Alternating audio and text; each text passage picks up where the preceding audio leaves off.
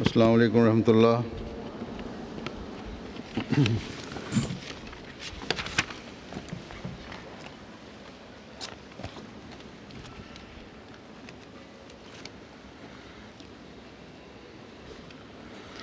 أشهد أن لا إله إلا الله وحده لا شريك له وأشهد أن محمدًا عبده ورسوله أما بعد فأعوذ بالله من الشيطان الرجيم بسم الله الرحمن الرحيم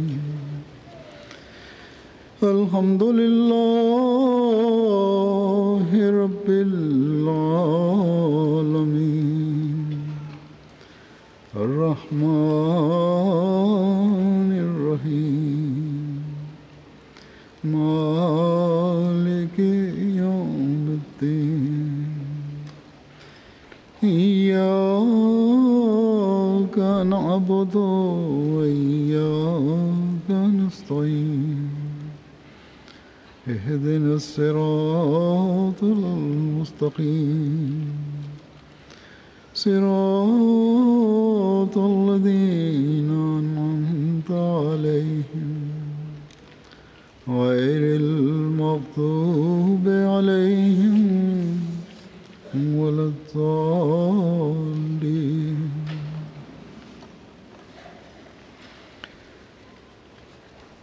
यहाँ जो शुरू में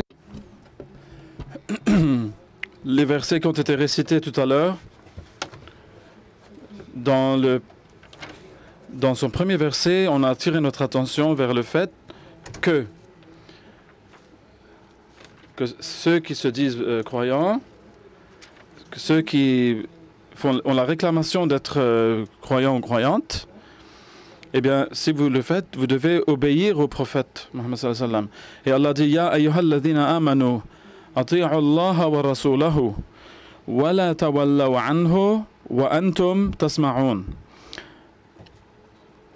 Ô vous qui croyez, obéissez à Allah et à son messager, et ne vous détournez pas de lui, de ses enseignements, alors que vous entendez, que vous les entendez.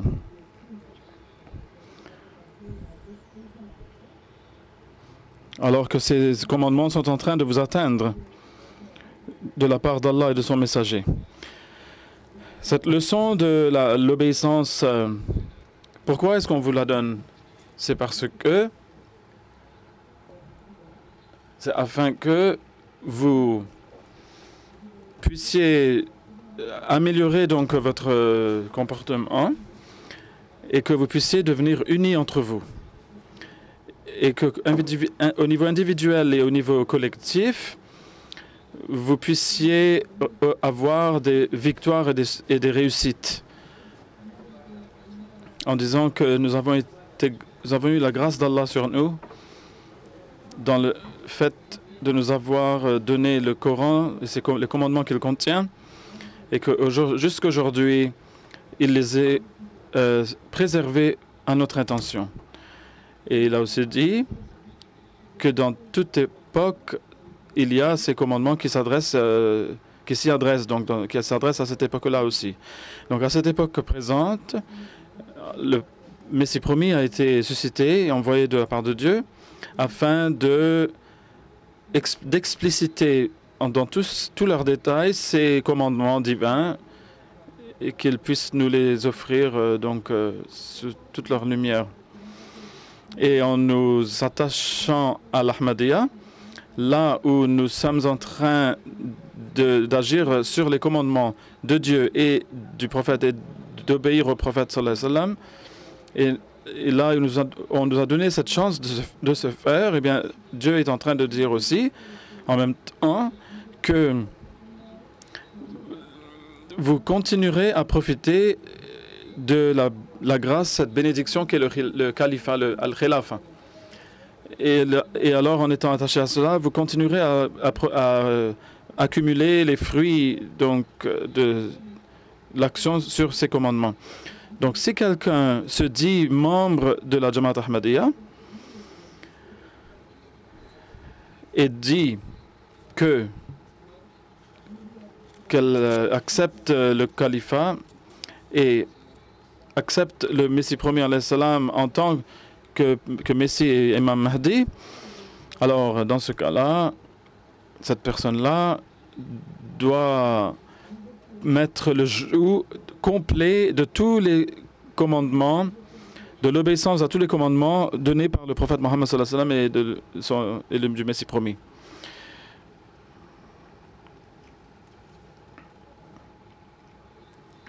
Aucun Ahmadi qui dit qu'il obéit à Allah et à son messager et à leurs commandements, mais qui, tout en disant cela, en sort, cette personne-là n'est pas Ahmadi. Il y a des erreurs qui sont commises, évidemment, des gens ont des faiblesses, des manquements, mais si une personne en sort,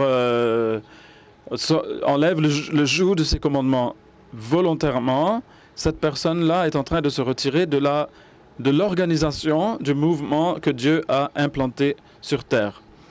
Et c'est pour cette raison-là que le Messie premier alayhi salatu wassalam a inclus au niveau des conditions de sa bay'a, de serment d'allégeance, que la personne va cesser de suivre les traditions futiles et va prendre le joug des commandements de Dieu autour de son cou et va faire des commandements de Dieu une partie quotidienne de sa vie, une partie intégrante de sa vie quotidienne. Donc les Ahmadis ne vont pas suivre les traditions, ni ne vont-ils suivre leur basse passion, ni ne vont-ils retourner vers des mauvaises choses. Les commandements du Saint-Coran, cette personne-là, donc essayer d'agir dessus pleinement. Et ce que Allah et son messager ont dit, il va même faire de cela les principes de sa vie selon lesquels il va passer toute sa vie. Voilà la condition d'être un Ahmadi. Donc, parmi toutes ces conditions, il y a cette condition-là que j'ai mentionnée, et qui est justement que lorsqu'un Ahmadi se déclare Ahmadi, que ce soit un homme ou une femme, que cette personne-là si elle va suivre les traditions de l'environnement et suivre les façons de faire de la société dans laquelle cette personne la vit, si l'effet de la société est en train de l'empêcher de suivre sa religion, eh bien, cette faiblesse-là va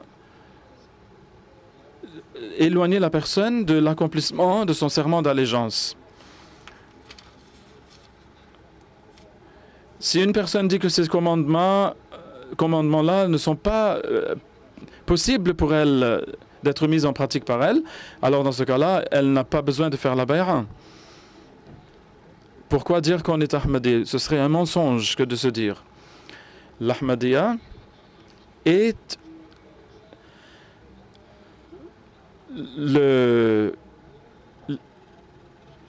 signifie faire tous les efforts possibles et avec l'obéissance totale au commandement d'Allah et de son prophète. Voilà le sens même de l'Ahmadiyya. Comme je l'ai dit, que Dieu nous a fait la grâce d'envoyer le Messie premier alayhi salam et de nous avoir fait croire en lui et de nous avoir attachés à sa communauté.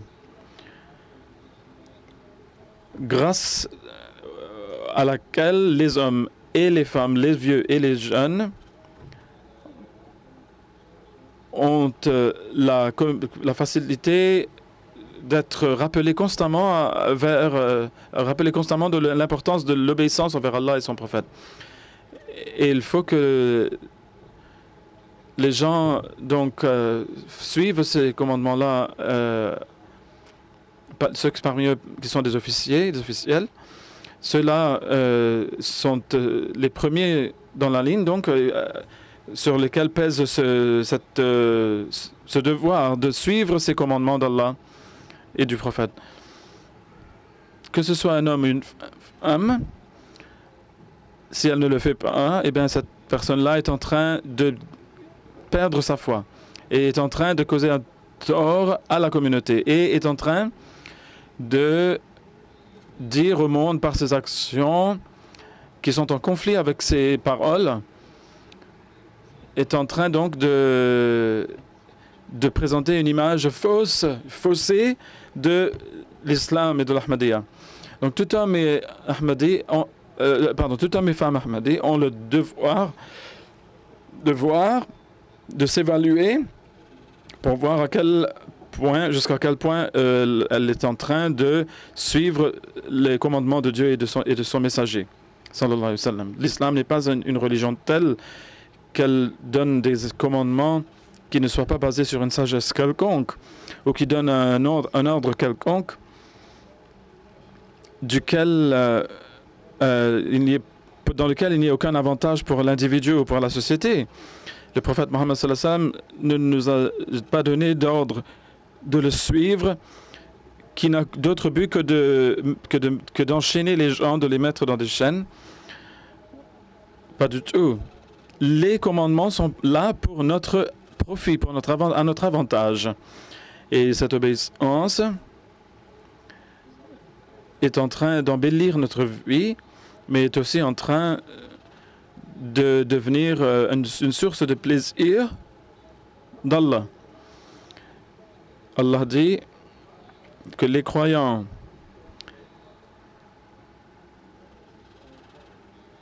lorsqu'ils entendent Allah et son prophète les appeler, ils disent « Nous avons entendu et nous avons obéi ». Donc nous entendons et nous obéissons. Allah dit « Ceux-là sont ceux qui ont le succès ». Ceux qui obéissent dès qu'ils entendent un ordre sont les gens qui connaissent le succès, qui connaissent la réussite. Ils sont ceux qui obtiennent ce qu'ils désirent, l'objet de leur désir. En vérité, un croyant n'a que de pieuses aspirations. Il n'aspire pas à des choses mauvaises et malsaines. Et celui-là est celui qui reçoit le vrai bonheur. Ils entrent dans la protection d'Allah. Et parce qu'ils agissent selon les commandements d'Allah, cela continue de leur donner des facilités tout au long de leur vie. Le Coran dit qu'ils suivent Allah et son messager et ils craignent Dieu. Donc ceux qui obéissent à Allah et à son messager et craignent Dieu, ils font preuve de taqwa. Ce sont ceux-là qui reçoivent les victoires. Ils atteignent leur but. Donc le succès et les victoires sont promises à ceux qui reçoivent, et ce sont les mêmes qui reçoivent aussi en héritage les bienfaits de Dieu. Ce sont ceux-là qui obéissent à Allah et à son prophète sallallahu alayhi wa sallam. Que ce soit un homme, une femme, lorsque la personne entre dans la bay'a, l'allégeance au calife, donc ces gens-là de telles personnes ne vont pas penser que le monde est notre objectif, mais ils vont penser que je ferai des efforts plutôt pour ma religion. et pour pour renforcer davantage encore l'administration de la Jamaat. Donc, il faut que chacun fasse tous les efforts possibles pour obéir à Allah et à son messager. Et c'est là qu'on connaîtra la vraie unité. Et c'est là que nous pourrons présenter une image belle de l'islam au monde. Mais si chacun est en train de faire ce qu'il veut, et si chacun est en train de poursuivre le chemin de ses propres désirs, et si chacun est en train de donner l'importance ultime à ses propres avantages, et si on craint la société dans laquelle on vit, aussi la société et sa condition est en train de nous faire nous sentir honteux, donc du fait que nous sommes des musulmans, que nous suivons l'islam. Tout cela est erroné, tout cela est mauvais. Vous êtes en train alors de vous priver des grâces de Dieu, que vous soyez homme ou femme. Pour la Jamaat, non seulement une telle personne devient une source donc d'une mauvaise renommée, on pourrait dire, pour la communauté, va donner un mauvais nom, une mauvaise réputation à la Jamaat, mais va donner aussi l'impression que les commandements de Dieu sont obsolètes et ne s'appliquent plus à cette époque-ci. Mais comme je l'ai dit, le Coran est un livre pour toutes les époques. Suivre Dieu ou obéir à Dieu et à son prophète, si vous ne faites pas cela, si vous pensez que ces choses-là sont en train de vous faire aller en arrière et vous font devenir des gens arriérés, vous avez tort. Il a dit que vous êtes dans un état où n'importe quel jour vous pouvez être détruit. La réussite, le succès et les chemins de la protection seront seulement ceux des gens qui obéissent à Allah. Ceux qui obéissent à Allah et son messager, voilà ce qui va vous protéger. À cette époque-ci, les chemins que le Messie nous a indiqués, voilà les chemins qui vont nous amener au bien-être. Quelques jours de cela, à Francfort, durant cette tournée-ci, j'ai rencontré certains professeurs d'une université qui avaient trait donc aux études religieuses ou à la culture. L'un d'entre eux a dit que vous autres, les Ahmadis, avez les cœurs bien grands. Vous faites des œuvres pour le pays dont on peut voir votre sincérité. Et vous êtes juste envers tout le monde. Et tout ce travail, toutes ces œuvres, disent-ils,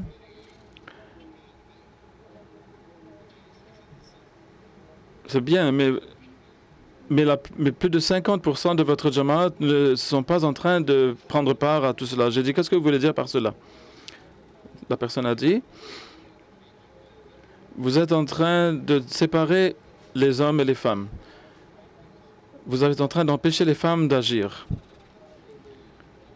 Dites-moi, quelle est cette ségrégation, cette séparation, cette distinction que nous effectuons entre les hommes et les femmes? Ils ont dit, par exemple, vous ne le laissez pas aller danser avec les hommes, vous ne le laissez pas aller dans les boîtes de nuit.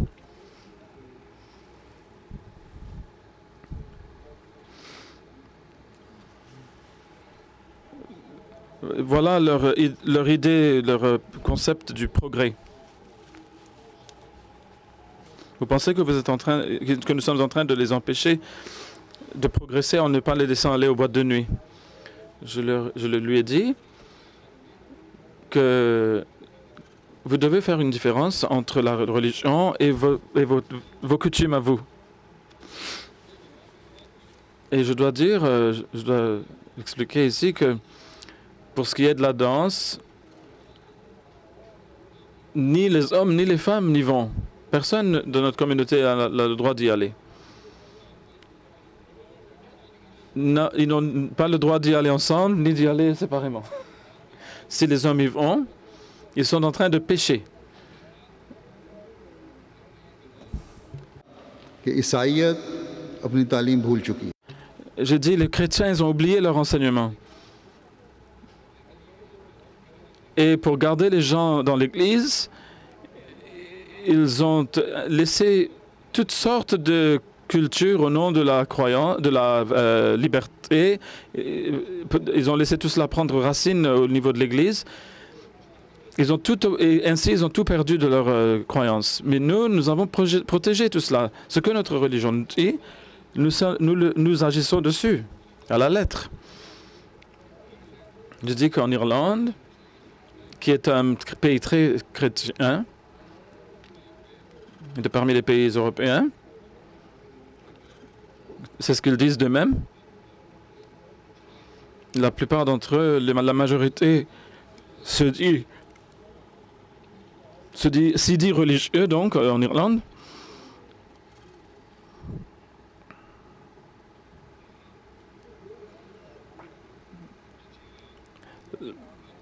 Ils viennent de faire un référendum pour passer une loi sur les mariages. गुज़श्ता दिनों की बात है। Les mariages homosexuels. कि लोगों की राय के एहतराम में हमें भी यानी चर्च को भी इस बारे में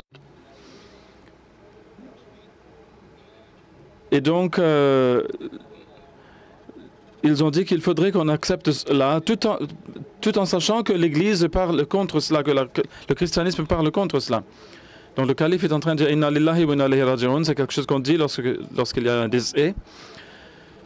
Donc le calife dit « Si vous avez accepté une religion, il faut que vous agissiez sur ses enseignements. La religion ne va pas vous suivre, c'est vous qui devez suivre la religion. »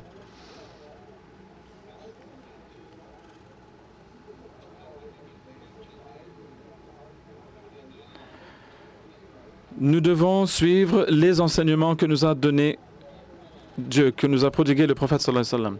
Et parmi ces enseignements, c'est préservez-vous du mal. Donc, si vous vous détournez du mal, vous allez avoir le succès et vous allez progresser. Et vous aurez le progrès au niveau de votre religion, mais aussi au niveau de votre dans vos affaires matérielles et mondaines aussi. Donc cette ségrégation que vous n'aimez pas, que vous pensez être une chose qui empêche les femmes de progresser, c'est un bienfait en fait. Vous dites que vous êtes pour la liberté de la femme. Je leur ai donné l'exemple des jalsa et des ijtima, donc de nos réunions. Donc, les femmes peuvent œuvrer avec encore plus de confiance lorsqu'elles sont dans cette atmosphère de ségrégation. Donc, nous n'avons pas besoin d'avoir honte de nos commandements.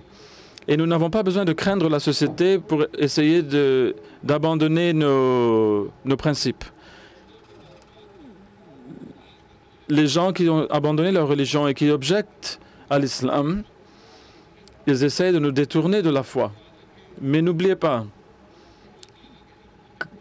que dans chaque commandement de Dieu, il y a une sagesse. Et chaque commandement est pour notre bien-être. Donc, au lieu de tomber dans le panneau de piège que vous tendent ces gens-là, vous devez augmenter votre connaissance religieuse. S'il y a certains enseignements qui imposaient des restrictions aux femmes, ce sont pour leur propre bien. Et les hommes aussi ont été restreints de la même façon. Mais ceux qui essayent de vous détourner de la foi Ceux-là vont dire aux femmes que regardez, vos hommes sont libres et vous avez des restrictions qui vous sont imposées, alors que tout cela n'est que des suggestions sataniques. Satan essaie par différents moyens de nous détourner de Dieu. Allah est très miséricordieux envers ses serviteurs. Lorsqu'il donne l'ordre de le suivre, de lui obéir et d'obéir au prophète, c'est pour qu'il puisse nous sauver de la destruction qui nous attend, qui nous guette. Donc, un véritable Ahmadi doit faire beaucoup d'efforts, doit lutter pour pouvoir garder en vue les commandements d'Allah. Et c'est en cela que réside notre vie et notre salut. Sinon, notre vie sera finie. Ce sont quelques jours seulement de vie sur Terre et ensuite, il y aura peut-être un résultat terrible qui nous attend. Qu'Allah sauve chacun d'entre nous de cela. Donc, Allah a fait de ses commandements une source de bien-être dans ce monde et de beaucoup plus de bien-être encore dans l'autre monde, dans l'au-delà. Je parle aussi aux filles. Je m'adresse aux filles qui sont nées ici ou qui sont venues ici du Pakistan et qui pensent qu'en venant dans cette société que les femmes ont beaucoup de droits et que nous sommes libres ici. Et à cause de cette liberté, ces gens-là ont progressé. N'oubliez pas que s'ils sont en train de progresser matériellement, c'est à cause de leurs efforts. Et ils ont fait des efforts au niveau de la connaissance matérielle. Cela n'a rien à voir avec la spiritualité qui est vide. Ils sont vides de toute spiritualité. Ils ne savent même pas que Dieu est là ou non. Et ne savent pas si l'obéissance au commandement de Dieu, la mise en œuvre des commandements de Dieu est une bonne chose ou non. Donc, à cette époque-ci, la communauté du Messie premier à l'Islam est en train de propager cette religion de Dieu. Il ne faut pas oublier que la religion, c'est tout simplement l'obéissance au commandement d'Allah et de son prophète, sans plus. Si vous allez faire des efforts pour cela et augmenter votre connaissance religieuse, toutes ces choses... Pardon, si vous augmentez vos connaissances matérielles, vous aurez le progrès matériel, mais la plus grande chose, la chose la plus importante, c'est le succès religieux ou spirituel. Ces gens-ci, ils ne l'ont pas. Si vous l'avez, cela va embellir votre vie d'autant plus. Allah a dit que ceux qui vont suivre le Messie premier vont certainement progresser dans leur connaissance. Cela est une promesse divine.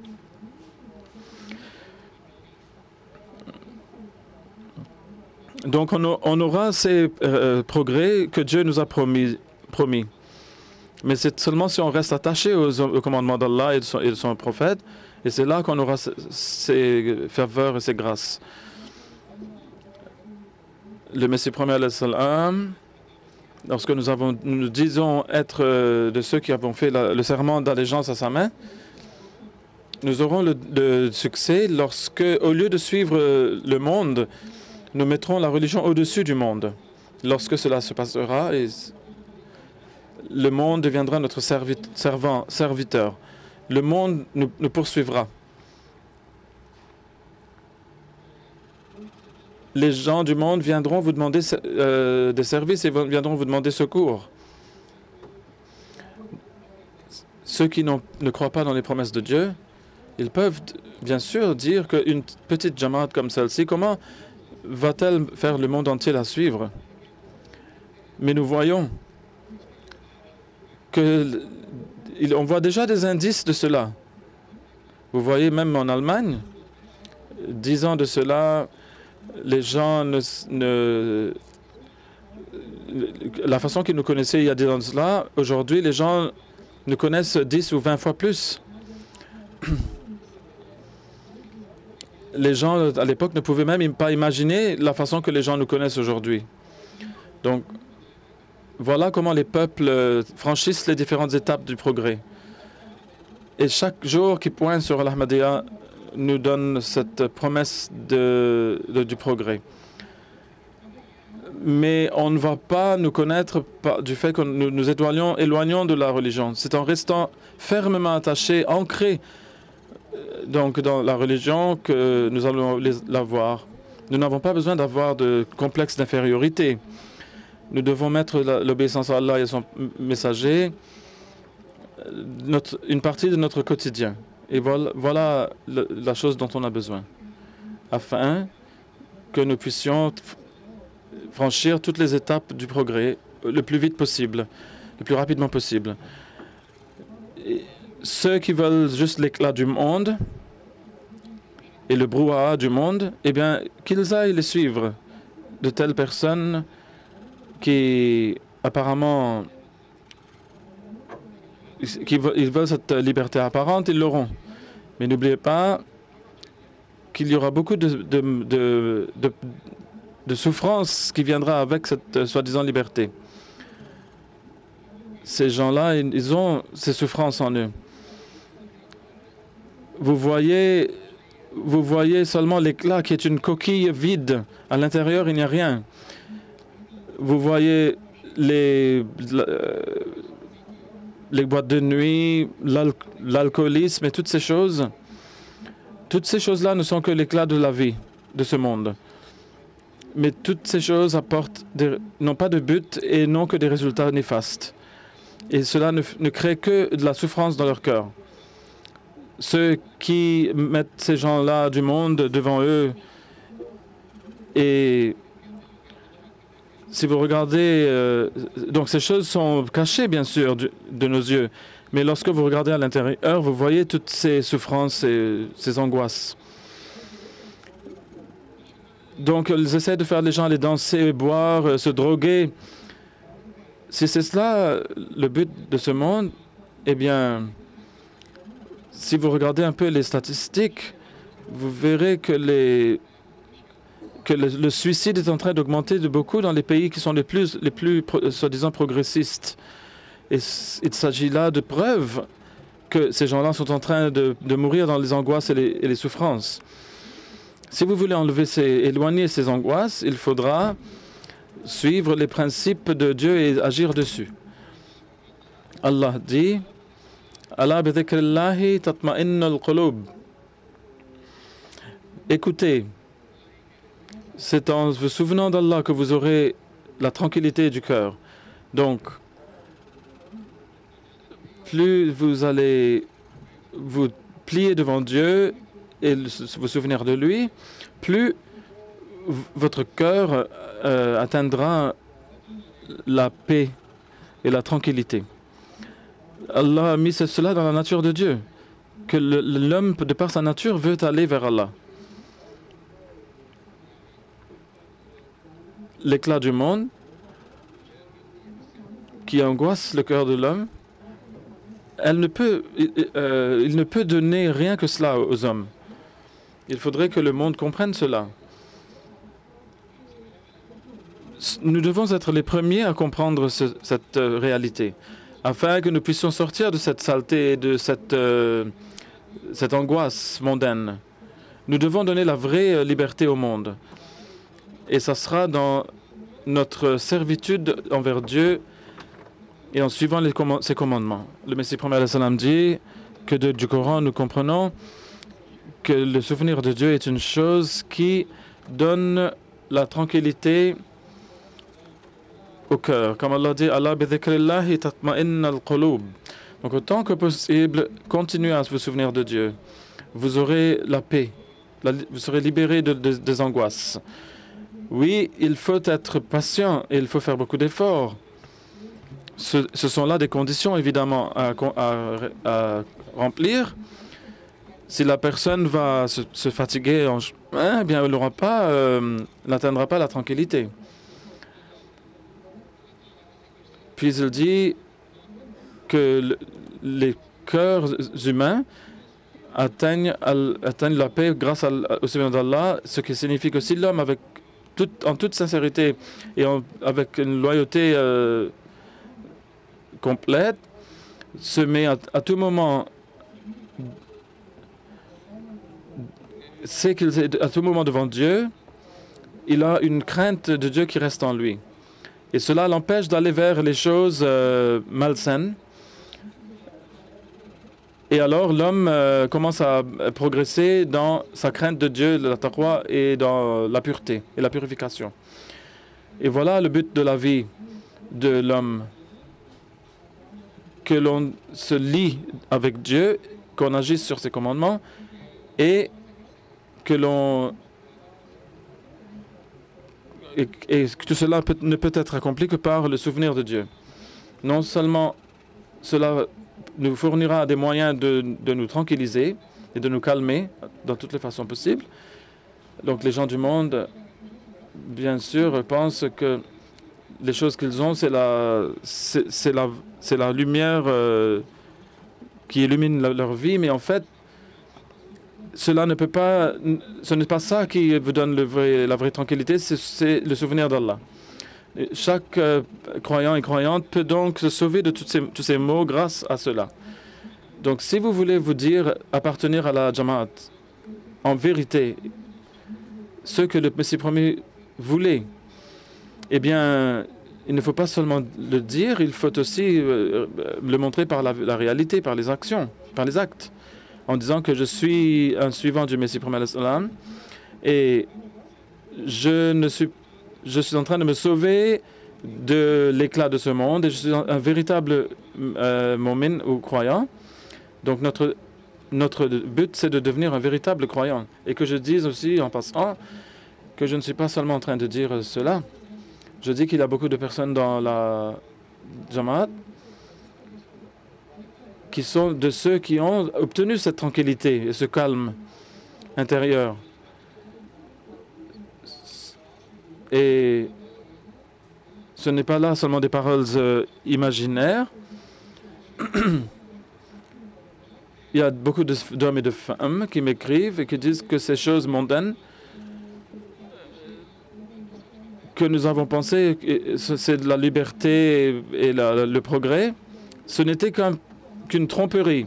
Et maintenant, nous avons ressenti que nous avons mal agi. Donc, s'il vous plaît, pardonnez-nous. Et donc, ils disent, laissez-nous entrer à nouveau dans la Jamaat.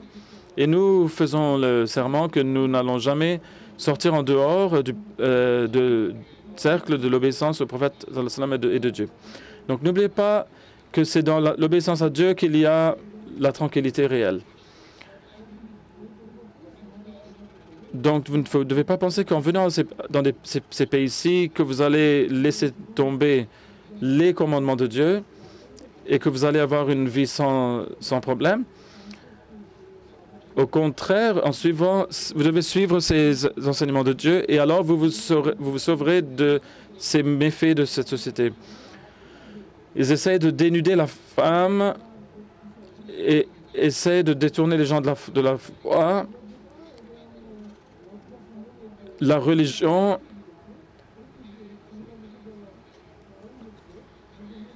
avait donc enlevé ce côté néfaste de l'homme. Mais malheureusement, maintenant, on a oublié cette ségrégation qu'on a imposée dans la religion pour de bonnes raisons. Et c'est pour ça que ce professeur m'avait dit ces choses, comme je l'ai dit tout à l'heure. Si l'immodestie, c'est la liberté, alors que les non-croyants s'en réjouissent, qu'ils en soient félicités. Parce qu'un croyant ne peut jamais faire quelque chose qui va attirer la colère et le courroux de Dieu. Si parce que ces gens-là jouissent d'une liberté et d'un progrès, ça ne veut pas dire que tout ce qu'ils font est bon. Le Messie premier a dit qu'il y a eu cette rupture et maintenant il nous faut la réparer. Vous-même ou vos grands-parents avait accepté l'Ahmadiyya afin que nous puissions aider le Messie premier alayhi salam. Certaines femmes qui sont qui sont de ces pays-ci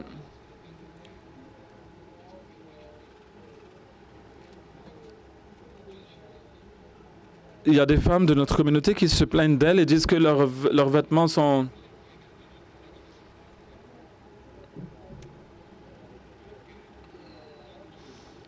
en train de porter des vêtements très moulants.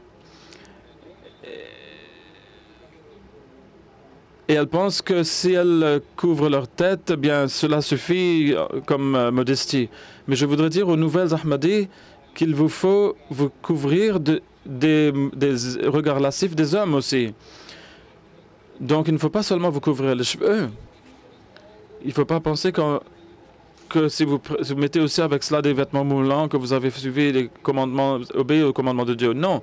Et je dis aussi aux femmes pakistanaises qui ont l'habitude de montrer leurs cheveux. Il faudra qu'elles se couvrent mieux, qu'elles comprennent les commandements de la modestie et de la ségrégation. Donc, si vous dites vraiment que vous croyez dans le Messie premier l'islam et vous croyez qu'il est venu pour redonner vie à la foi, eh bien, marchez sur ces commandements. Au Royaume-Uni, j'avais dit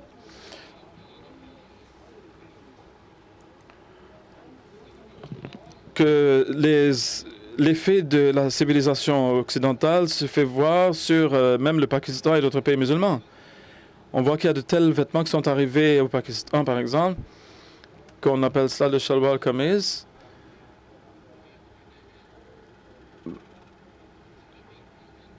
Mais qui vient sans voile.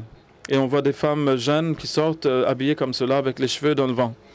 Donc pourquoi les femmes ne comprennent pas que la mode ne doit pas sacrifier les principes de la modestie? Il ne faut pas tomber dans le fossé donc, de l'immodestie au nom de la mode. Montrer sa beauté vont certainement manifester des effets néfastes à un moment donné de la vie. Ne l'oubliez jamais. Donc la femme doit tout le temps protéger sa modestie. Ici, il y a certaines filles Ahmadis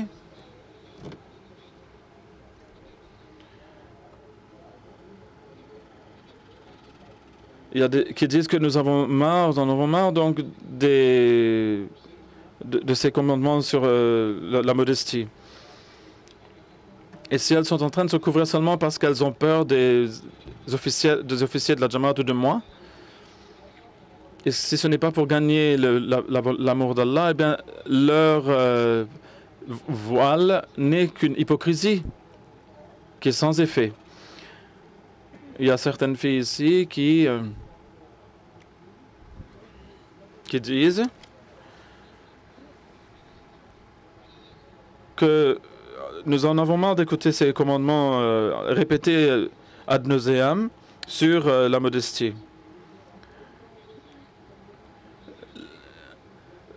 Le calife dit il faut que vous deveniez humble pour entendre ma voix.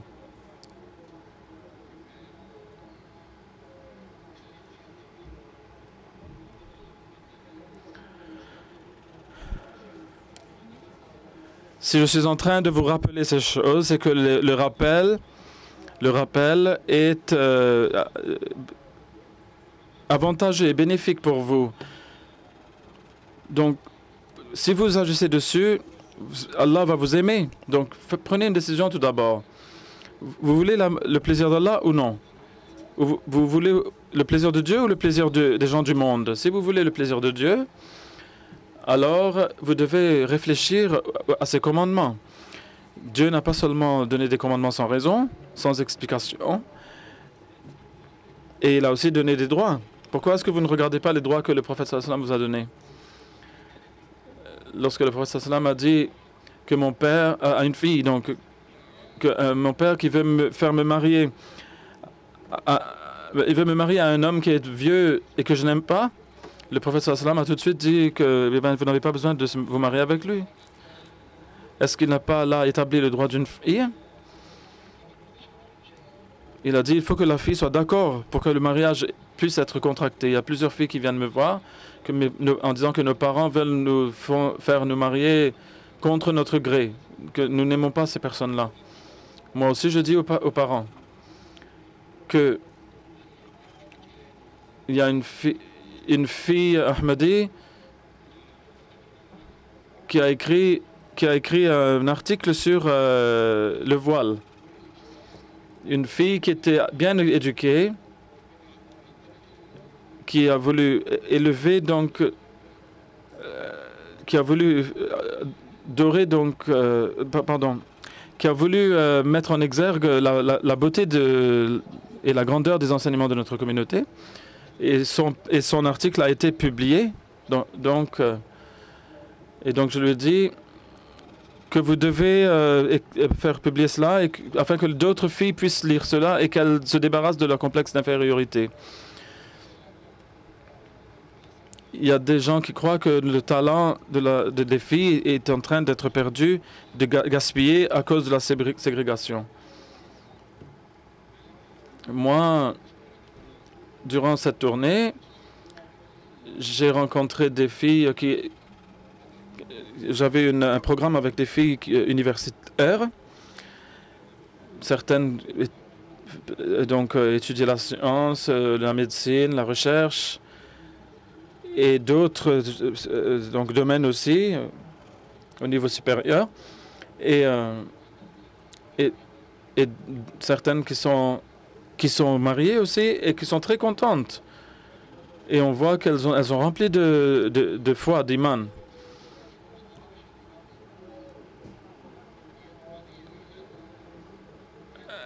Elles ont fait des sacrifices, certainement. Et cela va certainement montrer des fruits, porter des fruits dans leurs générations qui vont les suivre. Donc c'est une chose, une pensée erronée que de dire que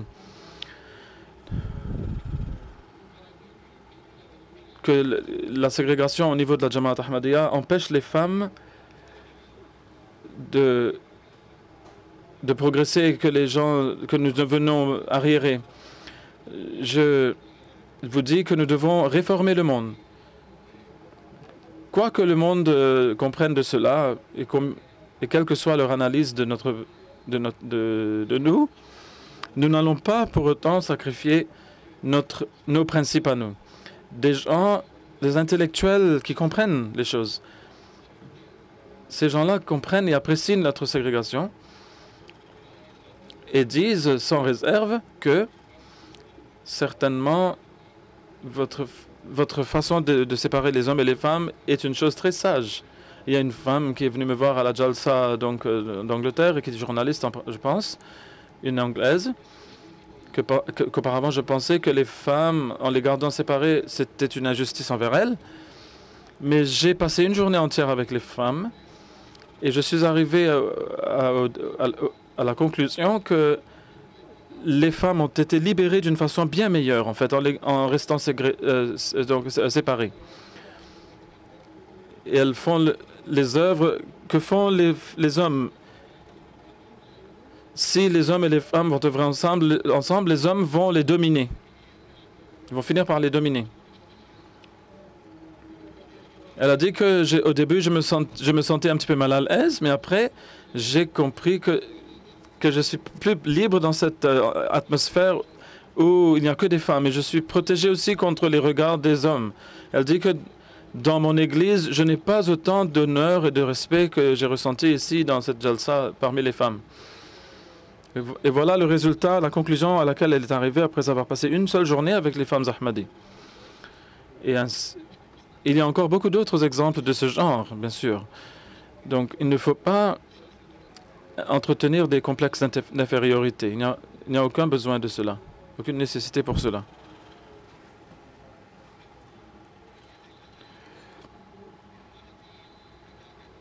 Il faut voir ce que dit notre religion.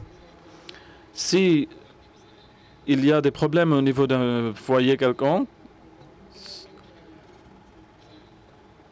ce n'est pas l'islam qui est responsable de cela. Ce sont les problèmes donc de famille, ou c'est à cause de l'ignorance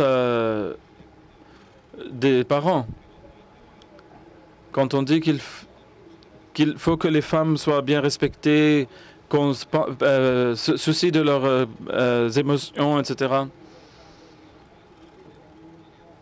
Il ne faut pas prendre leurs droits, même quand elles sont divorcées, etc. Qu'il n'y a pas de différence entre les hommes et les femmes dans l'acquisition du bien. L'homme n'a aucun droit sur les avoirs de la femme. Autrefois et même aujourd'hui,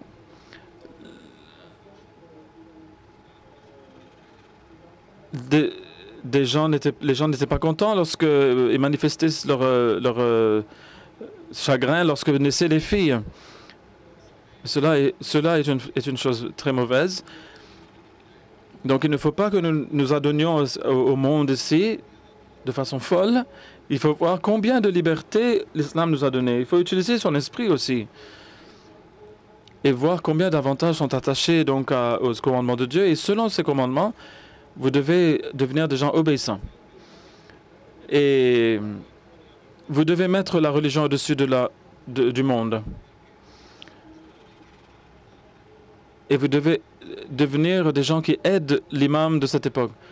Et que vous puissiez accumuler les grâces de Dieu, qu'Allah vous donne la chance à tous de se faire. On va faire le dua ensemble, la prière silencieuse.